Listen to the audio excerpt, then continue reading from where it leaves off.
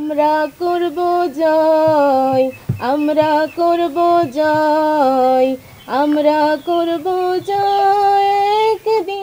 কণ্ঠে জয়ের প্রতিধ্বনি আর মনে দৃঢ় আত্মবিশ্বাস। অদম্য ইচ্ছাশক্তির কাছে শারীরিক প্রতিবন্ধকতা যেন কোনো বাধা নয়, তারই প্রমাণ রেখে চলেছেন যশোরের অদম্য মেধাবী শিক্ষার্থী লিতুনজিরা।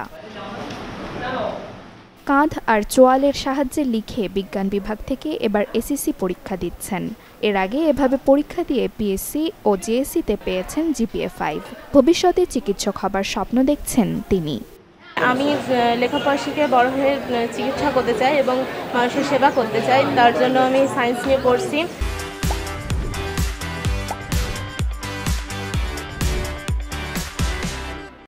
ইন্টারেও সায়েন্স নেওয়ার ইচ্ছা আছে, তো সবাই দোয়া করবেন যেন আমি আমার স্বপ্ন পূরণ করি। আমার মতো যারা অন্য যারা আছে তাদেরকে বলতে চাই কখনো মনোবল হারাবেন না, কারণ প্রতিবন্ধী মানেই সমাজের বোঝা নয়। প্রতিবন্ধীরা চাইলেও প্রতিবন্ধীদের সুযোগ দেওয়া হলে তারা ভবিষ্যতে ভালো কিছু করে দেশের জন্য কিছু করতে পারবে। যশোরের মনিরামপুর উপজেলার শেখপাড়া খানপুর গ্রামের হাবিবুর রহমান ও জাহানারা খাতুনের মেয়ে লিতুনজিরা। তার এমন ধারাবাহিক সাফল্যে খুশি তার পরিবার ও এলাকাবাসী। এবারও ভালো ফলাফল করে সফলতার ধারাবাহিকতা সমুন্নত রাখবে বলে মনে করছেন তারা।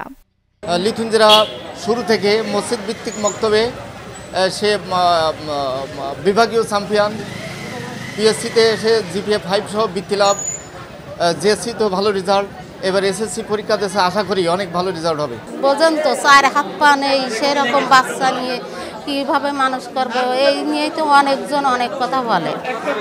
তারপর অনেক কষ্ট করিয়ে ওকে মানুষ করতে হয়েছে।